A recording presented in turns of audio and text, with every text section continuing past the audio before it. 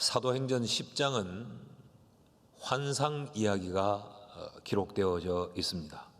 고넬료와 베드로가 보았던 그 환상에 대한 내용을 10장 전체에 기록하고 있고, 이것이 11장 초반부까지 이어지고 있습니다.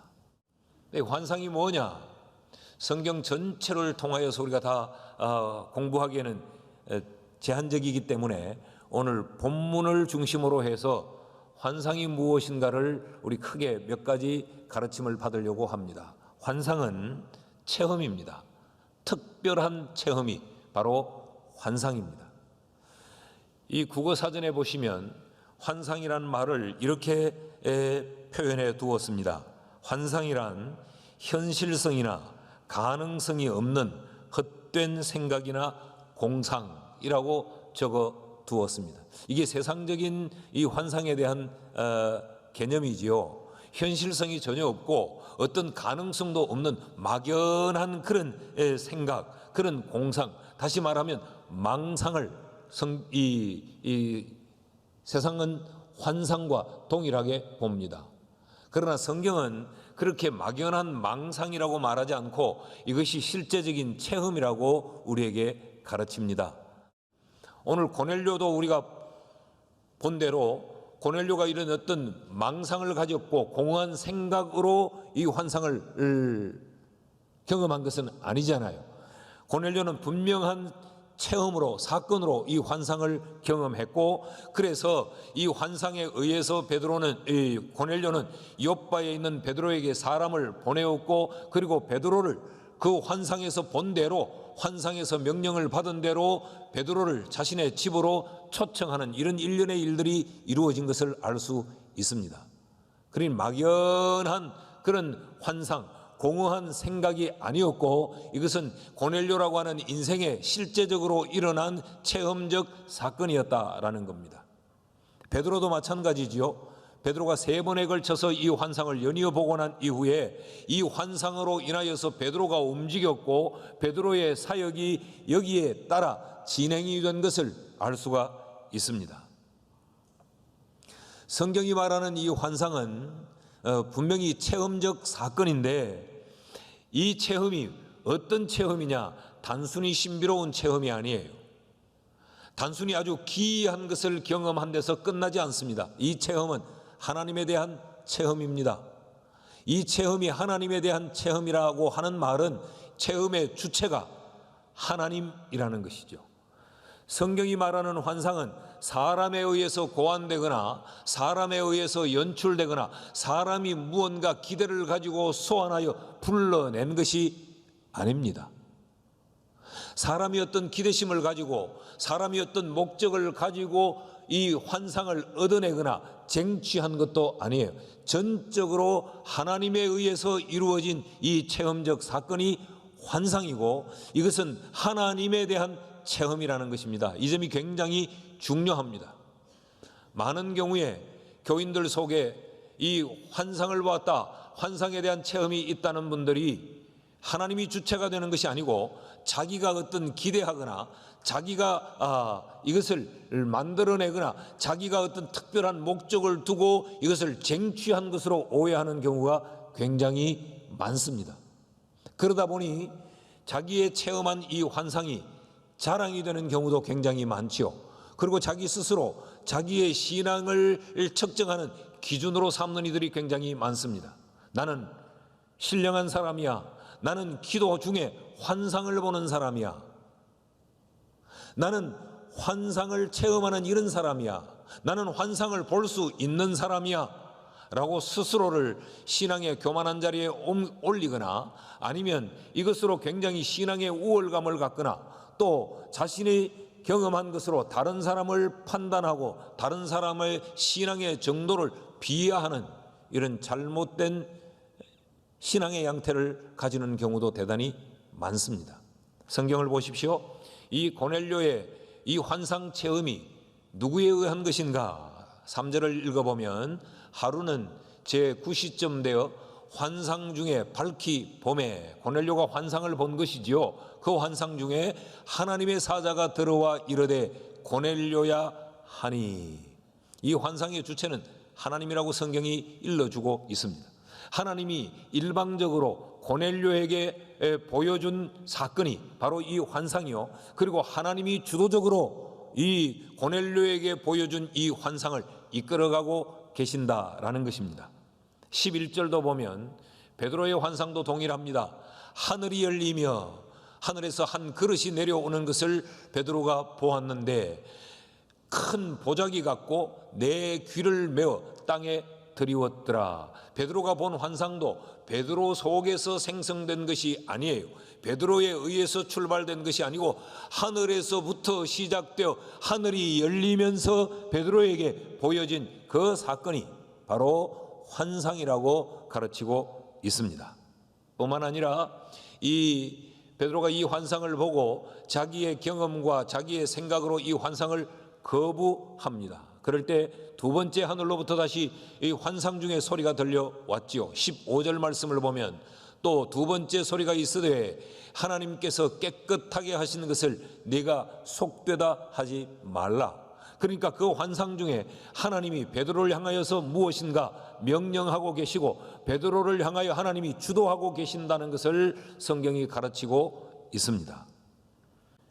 여러분 기억하십시오. 성경의 진리에 대한 계시는 성경 66권으로 완성되었지만 하나님은 오늘도 하나님에 대한 체험의 수단으로서는 지금도 진행되고 있다.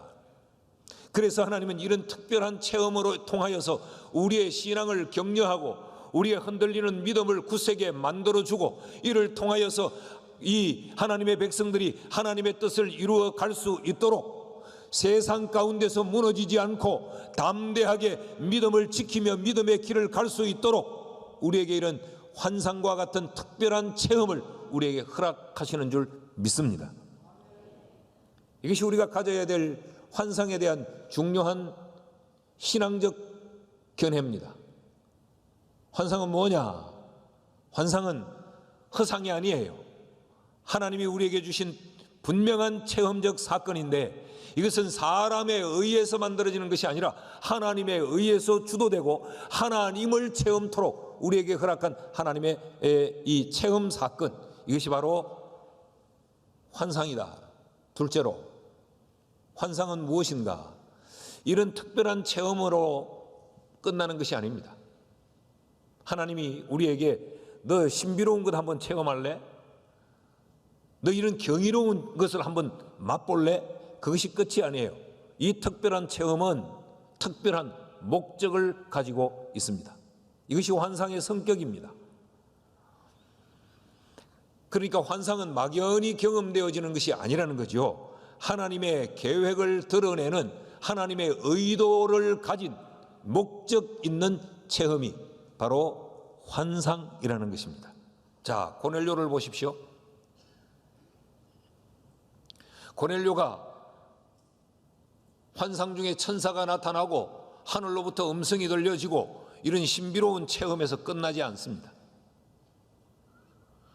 고넬료에게 환상을 통하여서 하나님은 베드로를 찾아가 요바에 있는 베드로를 가이사랴 이 고넬료의 집으로 초청하라고 하는 하나님의 목적이 전달되고 있습니다. 5절 말씀을 보시면 네가 지금 사람들을 요바에 보내어 베드로라 하는 시몬을 청하라 라고 말합니다. 그러니까 이 환상에는 하나님의 뜻하신 바가 있는 거예요. 단순히 고넬료로 하여금 신비하고 신기로운 하나의 경험을 하도록 만든 것이 아니고 고넬료로 하여금 이 환상의 체험을 가지고 나 이런 사람이야, 나 이렇게 신령한 사람이야, 나 영적 수준이 이래 라고 우쭐대거나 다른 사람을 폄훼하거나 그러라고 준 것이 아니라는 거예요. 여기는 하나님의 계획하심이 포함되어져 있다라는 것입니다. 베드로도 마찬가지지요. 베드로에게 환상을 보여주셨어요. 그 보여진 환상에는 여러 가지 네 발 가진 짐승들, 이 부정한 짐승들이 보여집니다. 그리고 하나님이 이렇게 말씀하세요. 13절에 보니까 또 소리가 있으되 베드로야 일어나 잡아 먹으라 하거늘. 이제 환상 중에 일어난 이야기입니다. 그때 베드로가 14절 말씀에 이렇게 거절합니다. 베드로가 이르되 주여 그럴 수 없나이다. 속되고 깨끗하지 아니한 것을 내가 결코 먹지 아니하였나이다 라고 자기가 살아왔던 삶의 규칙, 규율을 이야기합니다. 그러니까 또다시 하나님은 베드로에게 이렇게 요구하십니다. 15절 말씀을 같이 한번 읽으실까요? 시작. 또 두 번째 소리가 있으되 하나님께서 깨끗하게 하신 것을 네가 속되다 하지 말라 하더라. 지금 하나님은 계획을 가지고 이 환상을 보여주신 거죠. 그리고 이 베드로가 이 환상의 의미를 다 이해하고 난 다음에 34절 35절 말씀을 보십시오. 베드로가 입을 열어 말하되 내가 참으로 하나님은 사람의 외모를 보지 아니하시고 각 나라 중 하나님을 경외하며 의를 행하는 사람은 다 받으시는 줄 깨달았도다. 그러니까 이 베드로에게 보여준 이 환상에 의미가 있었던 거죠. 베드로에게 혈통으로 사람을 구분해서는 안 된다. 출신으로 사람을 구분해서는 안 된다. 보여지는 세상의 외적인 조건으로 사람을 구분해서는 안 된다. 유대인과 이방인을 너희가 구분지어서는 안 된다. 누구든지 예수 그리스도 안에 들어오는 자는 모두가 한 형제요 한 가족이다. 사람이 이것을 판단하거나 구분지어서는 안 된다고 하는 이 깨달음을 베드로에게 주기 위해 이 환상을 보여준 것입니다. 그러니까 환상은 특별한 목적을 가지고 있는 거예요. 단순히 우리로 하여금 어떤 이 엑스타시한 어떤 판타지한 그런 경험만 가지라고 우리에게 이런 특별한 체험을 허락하지 않는다는 것입니다. 그러니까 이 환상을 보았다라고 하는 것이 우리에게 엄청난 자랑거리가 될 수 있는 것도 아니고 이것을 나를 우월한 지위에 둘 것도 아니며 이것으로 다른 사람을 낮춰 볼 일도 아니라는 것이죠. 중요한 것은 이 하나님의 목적이 뭐냐, 하나님이 무엇을 내게 깨닫게 하느냐에 집중하는 것이 이 환상을 대하는 태도입니다. 고넬료와 베드로가 이 환상을 체험한 후에 어떻게 했는지를 좀 보십시오. 먼저 고넬료를 보실까요? 4절 말씀을 봅시다. 같이 읽습니다. 시작. 고넬료가 주목하여 보고 두려워 이르되 주여 무슨 일이니까? 천사가 이르되 네 기도와 구제가 하나님 앞에 상달되어 기억하신 바가 되었으니. 자, 고넬료가 이 환상을 보고 주목하여 보고 두려워하여 이르되 그렇게 말하고 있습니다. 여기 주목하다라고 하는 이 말은 아테니조라고 하는 헬라어를 쓰고 있는데 이 단어의 뜻은 단순히 이렇게 쳐다봤다는 게 아니에요. 이 아테니조라고 하는 단어는 열중하여 관찰했다라는 것입니다. 가볍게 대하지 않았다는 겁니다. 여기에 굉장히 집중해서 이 환상의 내용을 관찰하고 있었다라는 말이죠. 두려워하여 이르되라고 할 때 이 두려워하다라고 하는 이 말은 엠포보스라는 말을 쓰고 있는데 이것은 심히 무서워하고 격하게 놀랐다 그런 의미를 담고 있습니다. 이것이 고넬료가 환상을 대하는 태도예요. 다시 말하면 경솔히 대하지 않았다는 겁니다. 쉽게 판단하지 않았다는 겁니다. 내 생각대로 내 기분대로 쉽게 판단하고 결론을 내리고 행동으로 옮기지 않았다는 이야기지요. 베드로도 마찬가지입니다. 베드로도 이 환상을 보고 난 이후에 17절 말씀을 같이 읽을까요? 시작. 베드로가 본 바 환상이 무슨 뜻인지 속으로 의아해 하더니 마침 고넬료가 보낸 사람들이 시몬의 집을 찾아 문 밖에 서서. 베드로도 이 환상을 보고 속으로 의아해 했다. 이 말은 이상하다라는 생각을 가졌다 정도가 아니에요. 여기 의아해 하다라고 하는 이 단어는 디아포레오라는 단어인데 심히 당황했다.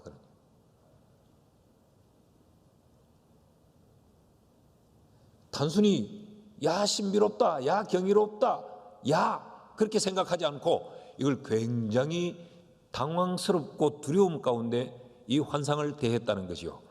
그리고 19절 말씀에 보면 베드로가 그 환상에 대하여 생각할 때에 성령께서 그에게 말씀하시되 두 사람이 너를 찾아올 것이니 하고 이제 환상의 의미를 설명해 준 것이지요. 여기 베드로가 생각할 때에라는, 여기 생각하다라고 하는 이 단어도 뒤엔디 메오마이라는 단어인데, 이 단어는 좀 더 나아갑니다. 자기의 전 에너지를 쏟아부어 깊이 숙고하다, 그런 이야기예요. 이 환상을 봤을 때 베드로의 태도가 이랬다는 거죠. 자기의 전 에너지를 다 쏟아부어서 내가 본 이 환상을 깊이 생각했다, 그런 이야기예요.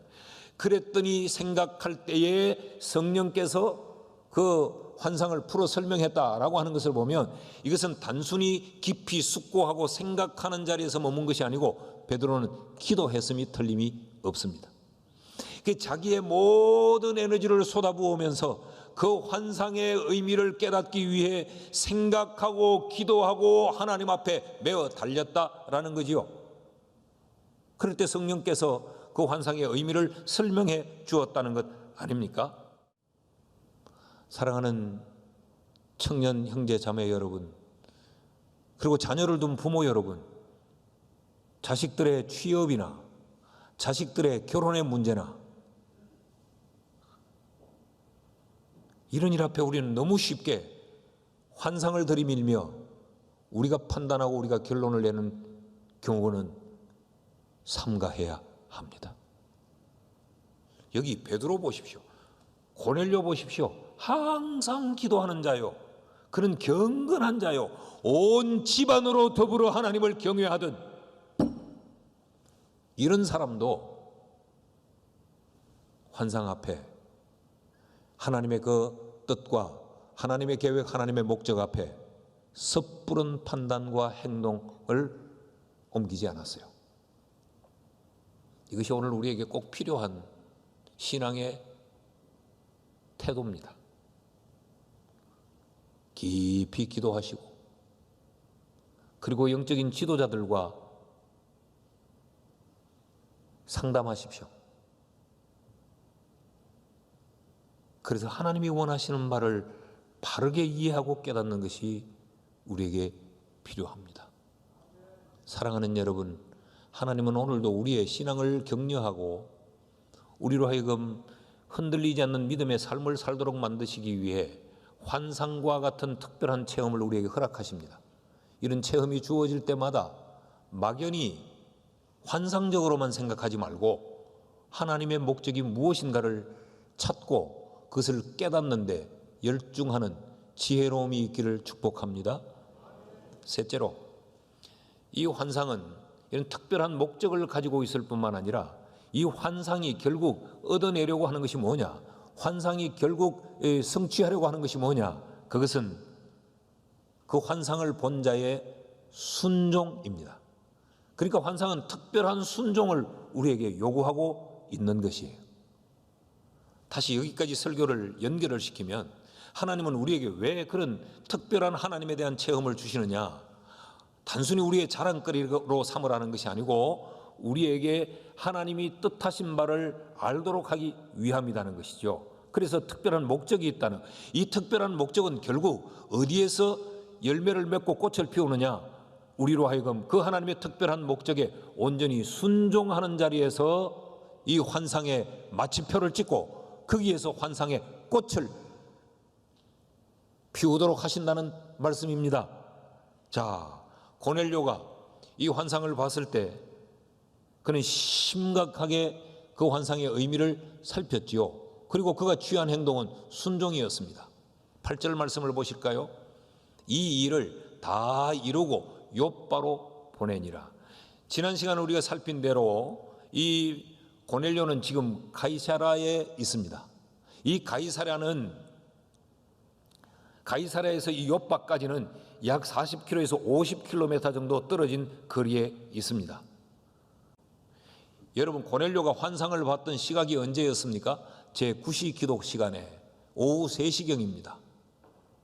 오후 3시경에 그 환상을 보고 베드로는 가족들과 자기가 본 환상을 나누지 않았겠습니까?